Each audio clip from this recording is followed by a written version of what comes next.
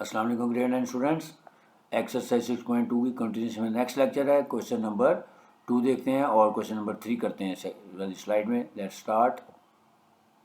Question number 2 ये रहा आपके सामने। For a following right angle triangle A B C find the trigonometric ratios for which angle A is phi and angle C is theta. ठीक है, और जो right angle है वो हमारा बी पे बना हुआ है। तो वही तरीक़ाकार है, सिंपल क्वेश्चन है, वैसी क्वेश्चन है जो हमने पहली 2 वीडियोस में देख ली हैं कि सिर्फ आपने देखना है कि एंगल कौन सा यूज़ कर रहे हैं। आप थीटा यूज़ कर रहे हैं तो इसकी अपोजिट साइड ये हमारा परपेंडिकुलर होगा। जब हम फाई को यूज़ करेंगे तो इसकी अपोजिट साइड यानी ये बी सी हमारा परपेंडिकुलर होगा। तो पहले देखें, साइन थीटा की वैल्यू निकाल लेते हैं। क्योंकि थीटा को यूज़ कर रहे हैं तो इसका मतलब परपेंडिकुलर हमारा ए बी है और विच इज़ इक्वल टू सी। तो ये परपेंडिकुलर है और ये हाइपोटेन्यूस है और ये बेस है। तो परपेंडिकुलर ओवर हाइपोटेन्यूस यानी सी ओवर बी आ गया आंसर। कॉस थीटा के लिए बी ओवर एच यानी ए ओवर बी आ गया। और फिर टेन थीटा के लिए परपेंडिकुलर ओवर बेस यानी सी ओवर ए। अब हम फाई को यूज़ करते हैं। जब फाई को यूज़ करेंगे तो हमारा जो अपोजिट साइड है वो ये वाली बन जाएगी यानी बी सी। तो हमारा परपेंडिकुलर ये बन जाएगा ए। तो बाकी तरीक़ाकार वो ये परपेंडिकुलर हो जाएगा और ये हमारी बेस हो जाएगी सी। तो फार्मूला लिखें, sine phi is equal to perpendicular over hypotenuse यानी ए ओवर बी। फिर इसी तरह कॉस फाई हो जाएगा बेस ओवर हाइपोटेन्यूस। तो बेस हमारे पास सी थी, सी तो सी ओवर हाइपोटेन्यूस यानी बी आ गया। और टेन फाई के लिए परपेंडिकुलर ओवर बेस यानी ए ओवर सी आ गया। ठीक है, नेक्स्ट क्वेश्चन नंबर 3। अब क्वेश्चन नंबर 3 में लिखा हुआ है कि ट्राइंगल ए बी सी दी हुई है, मेजरमेंट्स उनकी दी हुई है और एंगल हमें थीटा है। तो थीटा के ऑपोजिट साइड हमारा ये परपेंडिकुलर हो जाएगा यानी B C is equal to 3, ये हमारा परपेंडिकुलर है। और जो ए सी की वैल्यू 4 ये हमारी बेस है।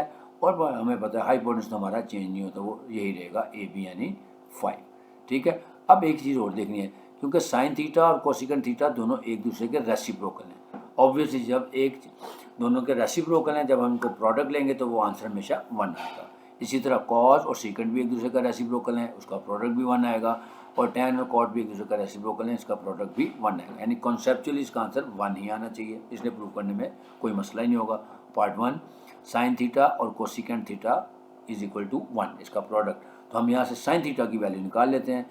परपेंडिकुलर ओवर हाइपोटेन्यूस, तो ये हमारा परपेंडिकुलर है 3 और हाइपोटेन्यूस है हमारा 5, तो 3 ओवर 5 आ गया।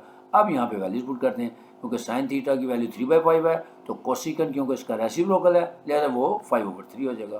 तो 3/5 मल्टीप्लाइड बाई 5/3 दोनों को आपस में कैंसिल कर दें, यानी 5 5 से कट जाएगा और 3 3 से, या 15 डिवाइडेड बाई 15 करेंगे तब भी 1 आ जाएगा। तो देखें दोनों साइड में आंसर 1 आ गया। यही हम चीज़ में प्रूव करनी थी, hence prove. Part number 2, cos theta और सीकेंट थीटा का प्रोडक्ट लेना है। तो कॉस थीटा की वैल्यू निकाल लेते हैं, बेस ओवर हाइपोटेन्यूस। तो बेस है हमारे पास 4 और हाइपोटेन्यूस 5, तो 4 ओवर 5। अब कॉस थीटा की वैल्यू आ गई 4 ओवर 5, तो सीकेंट थीटा उसका रेसिप्रोकल हो जाएगा यानी 5/4, और दोनों का प्रोडक्ट लेंगे तो आंसर 1 आ जाएगा। ये भी आराम से प्रूव हो गई।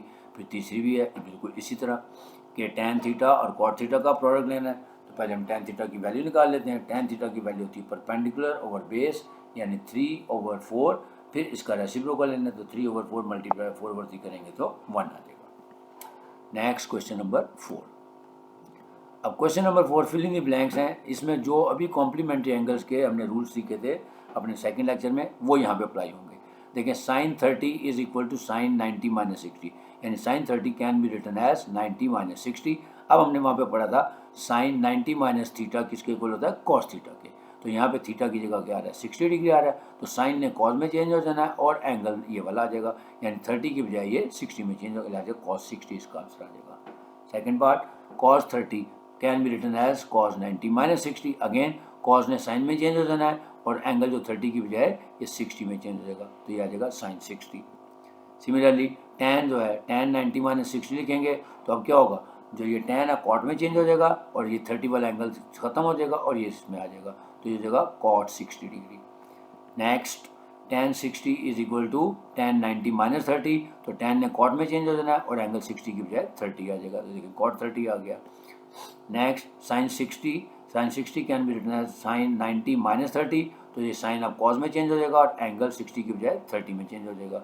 Similarly cos 60 is equal to cos 90 minus 30। तो कॉस साइन में चेंज हो जाएगा और एंगल 60 की बजाय 30 आ जाएगा।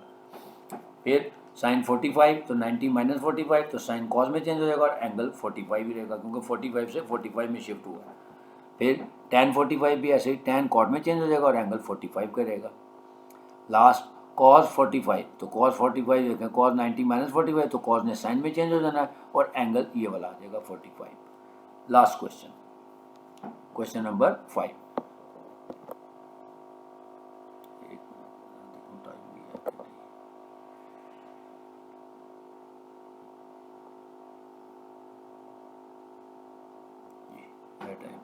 क्वेश्चन नंबर 5 भी कर लेते हैं साथ ही, मेरे को शायद क्वेश्चन नंबर 5 में ट्राइंगल दी हुई है ABC, एंगल C पे दिया हुआ है 60 डिग्री और उसके बाद 90 डिग्री का एंगल हमारे पास B पे दिया हुआ है और जो A है वो ओपन है।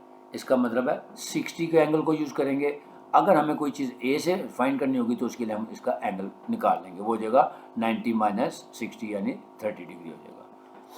अब देखते हैं क्या दिया हुआ है। In right angle triangle ABC angle B is equal to 90 degree, ये देखें एंगल B 90 डिग्री का है और C एक एक्यूट एंगल है यानी 60 डिग्री का क्योंकि 90 से छोटा लिहाजा एक्यूट एंगल है। ऑल्सो साइन मेजरिंग एंगल, वो कह रहा है अगर साइन और एंगल A से हमने है तो उसकी वैल्यू होगी A/B। जब हम एंगल A को यूज़ करेंगे तो ये हमारा परपेंडिकुलर है और ये हमारा हाइपोटेन्यूज है, तो परपेंडिकुलर ओवर हाइपोटेन्यूज यानी A/B आएगा। इसका मतलब है एंगल A को भी हमने यूज़ करना है। तो उसका तरीका मैंने पहले सिखा दिया था क्योंकि ये वाला एंगल 90 डिग्री का है और ये दोनों कॉम्प्लीमेंट्री एंगल है, तो 90 माइनस 60 करेंगे तो ये एंगल 30 आ जाएगा। तो सॉल्व करने से पहले हम ये वाला एंगल भी निकाल लेते हैं। सबसे पहले मैंने एंगल A निकाल लिया 90 माइनस 60 यानी 30 डिग्री करके, यानी जहाँ कहीं हमें एंगल A यूज़ करना होगा तो वो 30 डिग्री यूज़ करेंगे। अब पार्ट 1 BC और AB की रेशियो निकालनी है। तो बहुत आसान है कि BC की वैल्यू है हमारे पास A और AC की रेशियो है उसकी वैल्यू है C, तो A/C आंसर आ गया। सेकंड पार्ट cos 60 डिग्री, अब cos 60 डिग्री यानी ये वाला एंगल यूज हो रहा है तो इसका मतलब है ये हमारा परपेंडिकुलर है, तो फेस हमारे पास क्या हो जाएगी बेस ओवर हाइपोटेन्यूज। तो अगर ये परपेंडिकुलर तो हमारी बेस ही हो जाएगी, तो बेस ये है A और हाइपोटेन्यूज हमारा B, तो A/B आंसर आ गया। Next third part tan 60 degree, again tan use 60 use कर रहे हैं तो ये परपेंडिकुलर है और ये बेस है तो C/A आंसर आ गया। नेक्स्ट कोसिकेंट π/3, अब याद रखना है कि π/3 जो होता है वो 60 डिग्री के इक्वल होता है और π/6 जो है वो 30 डिग्री के इक्वल होता है। जब कभी भी π/, में वैल्यूज आते हैं तो सिंपल सा रूल याद रखें कि 180 को 3 पे डिवाइड करते हैं तो वो 60 डिग्री बन जाएगा। या आप इसको कन्वर्ट करने का भी तरीका आपको बताया था, मल्टीप्लाई करते हैं 180 ओवर पाई से, पाई से कट जाएगा तो ये 60 डिग्री आ जाएगा। या आप याद भी कर सकते हैं कि π/3 हमेशा 60 डिग्री होता है और π/6 हमेशा 30 डिग्री, क्योंकि π/3 है लिहाजा 60 डिग्री की वैल्यू निकालेंगे यानी एंगल 60 का यूज़ करेंगे। और कोसिकेंट है तो कोसिकेंट किसका रेसिप्रोकल होता है साइन का, तो जो साइन की वैल्यू उसका ऑपोजिट करने यानी hypotenuse divided by perpendicular. Hypotenuse हमारे पास B है और परपेंडिकुलर हमारे पास C है। नेक्स्ट कॉट 60 डिग्री, अगेन अब ये 60 डिग्री है तो ये वाला एंगल यूज हो रहा है तो ये हमारा परपेंडिकुलर होगा और ये हमारी बेस होगी। तो फार्मूला होता है बेस ओवर परपेंडिकुलर, क्योंकि tan का रेसिप्रोकल है तो वैल्यूज पुट करते हैं A/C आ गया। Next sine 30 degree, perpendicular over hypotenuse. अब देखें साइन 30 डिग्री हमने निकालना है, इसका मतलब है ये वाला एंगल यूज नहीं हो रहा, अब ये वाला एंगल यूज हो रहा है जो मैंने पहले वर्कआउट कर लिया कि 90 माइनस 60 करके 30। जब हम इसको यूज करेंगे तो अब ये हमारा परपेंडिकुलर है यानी A/B। फिर cos 30 डिग्री, अगेन इसी एंगल को यूज कर रहे हैं तो cos 30 के लिए बेस ओवर हाइपोटेन्यूज, अब बेस हमारी C है और हाइपोटेन्यूज हमारा B है तो C/B आ गया। इसी तरह tan π/6, tan π/6 मैंने कहा 30 डिग्री को कहते हैं तो tan π/6 यानी अगेन 30 डिग्री वाला एंगल यूज हो रहा है तो परपेंडिकुलर ओवर बेस, तो ये हमारा परपेंडिकुलर है और ये बेस है हमारी A/C आंसर आ गया। नेक्स्ट सीकेंट 30 डिग्री, अब सीकेंट किसका रेसिप्रोकल है कॉस का, तो कॉस का फार्मूला था B/H तो उसका रेसिप्रोकल ले लें, तो क्योंकि एंगल 30 का यूज़ कर रहे हैं तो यहाँ पे हमारे पास हाइपोटेन्यूज हमारे पास B है और हमारा जो बेस है वो हमारी C है तो B/C आ गया।